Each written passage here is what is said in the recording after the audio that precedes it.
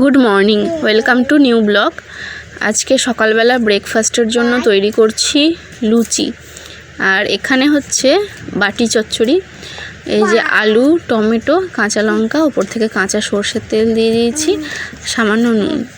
আলুটা সেদ্ধ হয়ে গেলে একটু মাখা মাখা করে নামিয়ে নেবো। এরমভাবে সিম্পলভাবে বাটি চচ্চড়ি করে থাকি। তো অনেক দিন বেশ গরম পড়াতে লুচি, পরোটা, চাউমিন, ম্যাগি একদম খাওয়া বন্ধ করে দিয়েছিলাম। এখন তো ওয়েদারটা বেশ ঠান্ডা হয়েছে, 2-3 দিন ধরে বৃষ্টি হচ্ছে, বেশ ওয়েদারটা সুন্দর। তো এখনই তো লুচি, পরোটা সব খাওয়ার পারফেক্ট সময়, তাই না? তো ইচ্ছা হলো আজকে তাহলে একটু লুচি করা যাক। ছেলে আর আমিই খাবো। ওর বাবা তো ব্রেকফাস্ট করেই না, মানে বাড়িতে করে না, বাইরে করে, কখনো ইচ্ছা হলে, কখনো ইচ্ছা না হলে সেটাও করে না, এরকম ব্যাপার। তো যাই হোক, সকালে আমার চা খাওয়া হয়নি, সেই কারণে একটু চাও করে নিলাম। তো চা নাস্তা একসাথেই করব।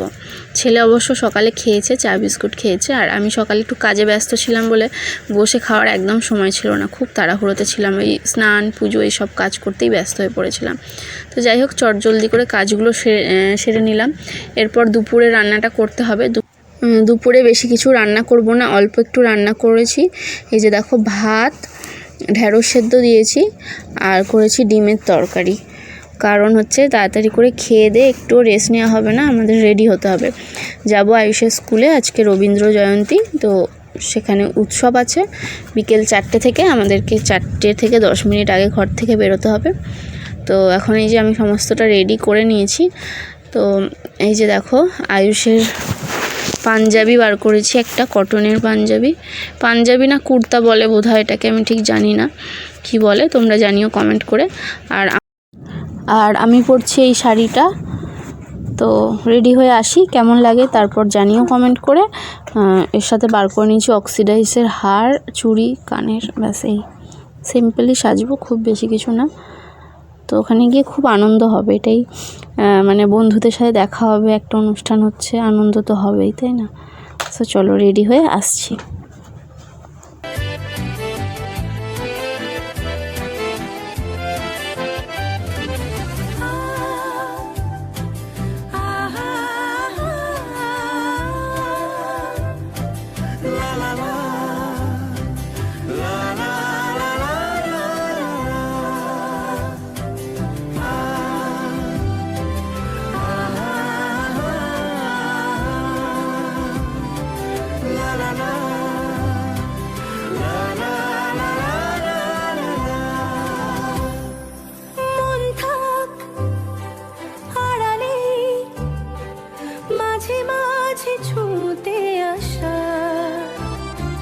জানি হাত বাড়ালে ধরা দেবে ভালোবাসা।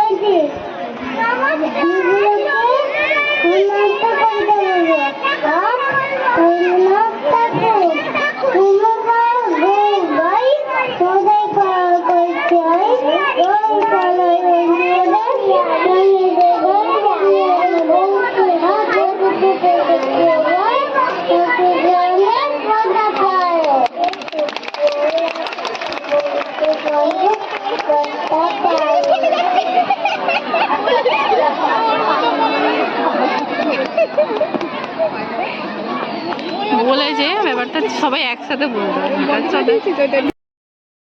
প্রথমে নার্সারির বাচ্চারা কবিতা বলছিল, ভালো লাগছিল বেশ শুনতে। তো আমাদের এখান থেকে লস্যি আর ফুচকার কুপন দেওয়া হয়েছিল, বাচ্চাদের দেওয়া হয়েছে, বাচ্চার মায়েদের দেওয়া হয়েছে, বাচ্চার বাবা এলে তাদেরও দেওয়া হচ্ছে। বেশ ভালো সিস্টেম, খুব ভালো লেগেছে আমাদের।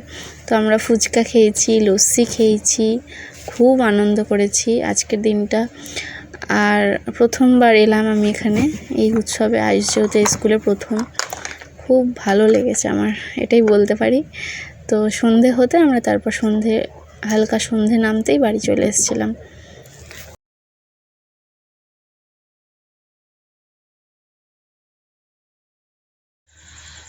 এই যে শুয়েছিলাম, ঘুম পেয়ে গেল, দেখো চোখটা জল জল হয়ে রয়েছে, ঘুম পেয়ে গেছে বলে।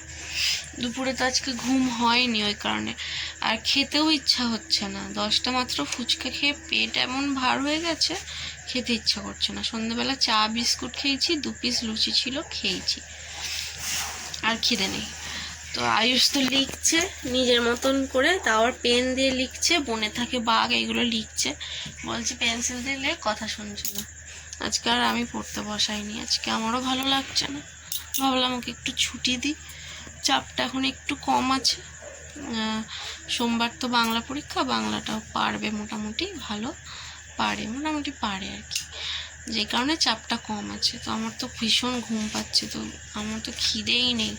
ভাবছি ওর বাবা এলে তখন খেতে দেবো, তখন আমি খাবো।